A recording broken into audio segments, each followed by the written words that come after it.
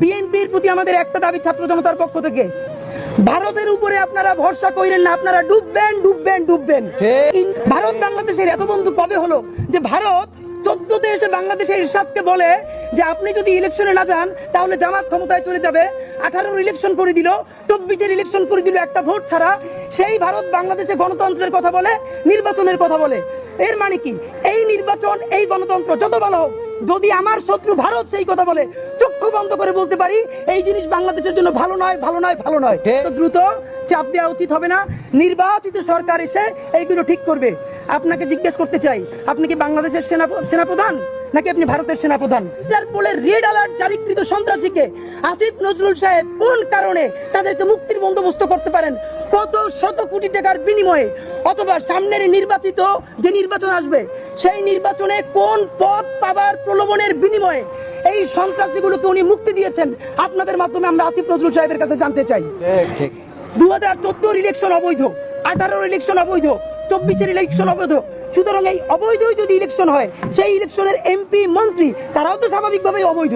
তাহলে এখনো প্রজ্ঞাপন জারি করে কেন কারাগারে তাদের ডিভিশন বাতিল করা হয় না? ঠিক আপনারা জানেন এখনো তাদেরকে কারাগারে ডিভিশন দেওয়া হচ্ছে। আমরা সরকারকে জানাতে চাই, অনতি বিলম্বে প্রজ্ঞাপন জারি করে এই খুনি ফ্যাসিস্ট আমলে যারা এমপি হয়েছে, মন্ত্রী হয়েছে, প্রত্যেকের কারাগারে ডিভিশন অতি দ্রুত বাতিল করতে হবে এবং তাদেরকে দুলাভাইয়ের মতো জামাইয়াতাই করে আদালতে আনা যাবে না। এরপরে যদি জামাইয়ের মতো নিয়ে আসেন, এরপরে যদি ছাত্র জনতা তাদেরকে ওখানে কোনো সিদ্ধান্ত গ্রহণ করে, তখন যদি কেউ মব মব বলে চিৎকার করেন, থুতু দিয়ে তাদেরকে ভাসাই দেওয়া হবে। ঠিক গণহত্যা করেছে, খুন করেছে, এখন পর্যন্ত বিচারের নাম নাই। তারা খুন করেছে, গুলি করেছে, তারা মানুষের সামনে প্রকাশ্য দিবে, লোকে হাসি খেলে। এর থেকে বড় বেইজ্জতি বাংলাদেশের জন্য আর কিছু হতে পারে না। স্বরাষ্ট্র উপদেষ্টাকে অতি দ্রুত দায় নিয়ে পদত্যাগ করলে শুধু হবে না, একই সাথে আইন উপদেষ্টা আজকে সকালে তিনি বলেছেন আপনাদের সামনে যে বিপ্লবোত্তর কোন দেশে বা অভ্যুত্থানের পরে দেশ চালানো আসলে কঠিন। হ্যাঁ, আমরা তো বুঝি এরকম ফ্যাসিবাদের পরবর্তী কেউ যদি দেশ চালাতে আসে তার জন্য কঠিন হবে।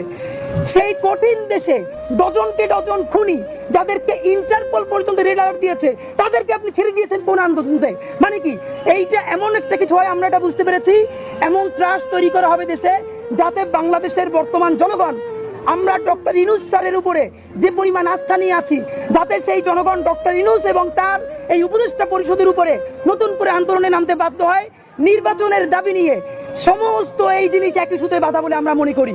কারণ আজকে আপনারা দেখেছেন আমাদের বাংলাদেশের সেনাপ্রধান তিনি একটি বক্তব্য দিয়েছেন। তিনি বলেছেন সেনাবাহিনীকে এত দ্রুত চাপ দেওয়া উচিত হবে না, নির্বাচিত সরকার এসে এইগুলো ঠিক করবে। আপনাকে